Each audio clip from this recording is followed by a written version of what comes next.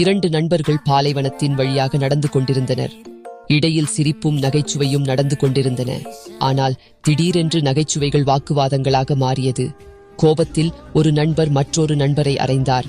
அறைந்தவர் பின்னால் அமைதியாக நடக்கத் தொடங்கினார். ஒரு இடத்தில் இருவரும் சிறிது ஓய்வெடுக்க நின்றார்கள். 5 நண்பர் அமைதியாக இருந்தார். அவர் அமைதியாக மணலில் எழுதிக் கொண்டிருந்தார். இன்று என் சிறந்த நண்பர் என்னை அறைந்தார். மற்ற நண்பர் அவரை பார்த்துக் கொண்டிருந்தார். ஆனால் அமைதியாக இருந்தார். பாலைவனம் முடிவடையவிருந்தது.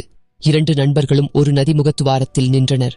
இருவரும் குளித்துக் கொண்டிருந்த போது அறைந்த நண்பர் நீரில் மூழ்கத் தொடங்கினார். மற்றொரு நண்பர் அவரது கையை பிடித்து அவரை வெளியே இழுத்தார்.